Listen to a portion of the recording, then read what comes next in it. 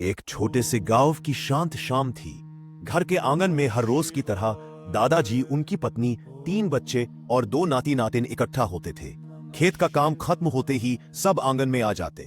चांदनी के नीचे हल्की हवा बहती रहती और दादाजी अपनी पुरानी बेंच पर बैठते। बच्चे उनके चारों ओर जमा हो जाते। आज भी वैसा ही समय था। दादाजी ने मुस्कुराते हुए कहना शुरू किया, पिछले वीडियो में हमने जाना कि कैसे पृथ्वी, जल, अग्नि और वायु, ये 4 तत्व हमारे घर की नींव, संतुलन और ऊर्जा बनाते हैं। मगर एक और तत्व है जो दिखता नहीं लेकिन सभी को जोड़ता है, आकाश तत्व। आज हम इसी अदृश्य ऊर्जा, इनविजिबल एनर्जी का रहस्य समझेंगे। बच्चों की आंखों में जिज्ञासा चमक उठी।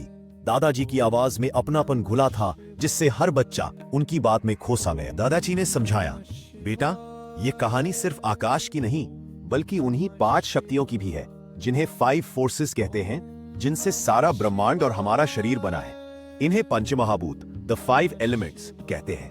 देखो बच्चों, दुनिया की हर चीज, पेड़, पहाड़, नदियां, जानवर, इंसान, सब इन 5 तत्वों से बने हैं। पृथ्वी मतलब अर्थ, जल मतलब वाटर, अग्नि मतलब फायर, वायु यानी एयर और आकाश यानी स्पेस।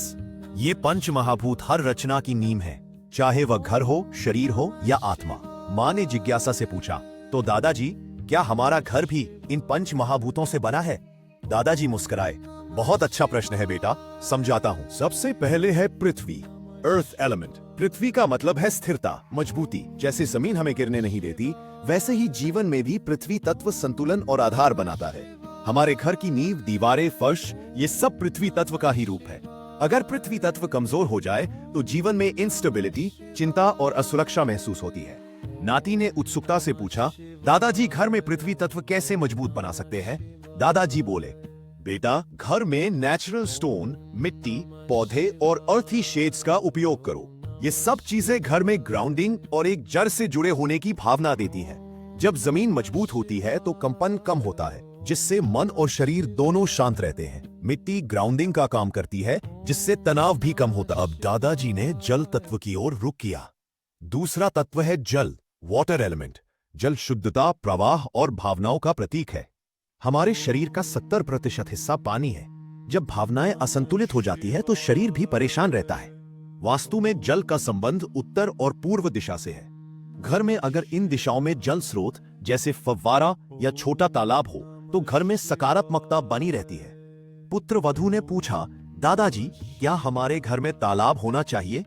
दादाजी ने मुस्कुराकर कहा, बिल्कुल, लेकिन ध्यान रहे, पानी हमेशा साफ और गतिशील रहना चाहिए। रुका हुआ पानी रुकी हुई ऊर्जा लाता है।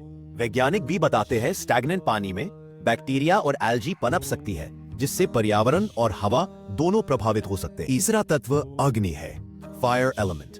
अग्नि सिर्फ जलना नहीं है बेटा, ये ऊर्जा, स्पष्टता और बदलाव का प्रतीक है। जब हमारे भीतर की अग्नि यानी विल पावर और मेटाबॉलिज्म मजबूत होती है तो हमारे विचार भी तेज और स्पष्ट होते हैं। घर में अग्नि तत्व का स्थान दक्षिण पूर्व दिशा में होता है।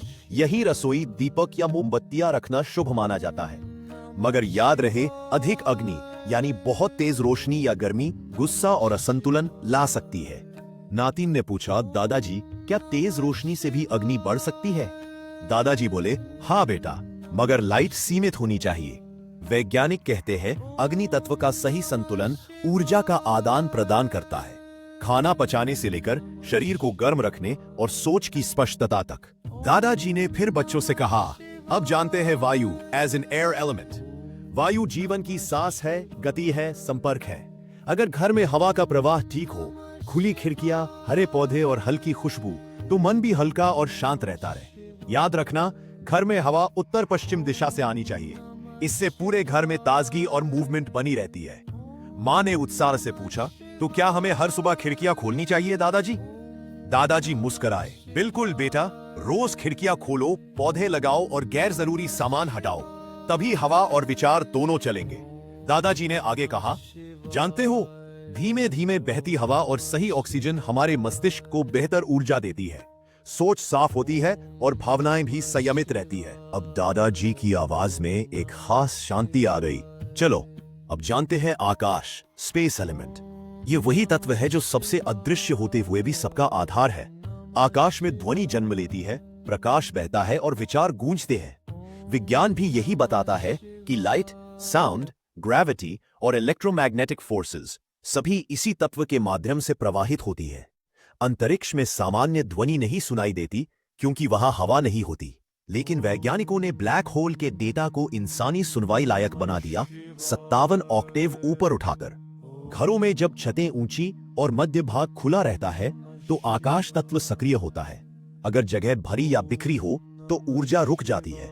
मन की शांति भी तभी आती है जब घर में और हमारे भीतर दोनों जगह थोड़ी स्पेस हो। फिर दादाजी ने बच्चों से कहा, याद रखो, हमारा शरीर भी इन्हीं पंच महाभूतों से बना है।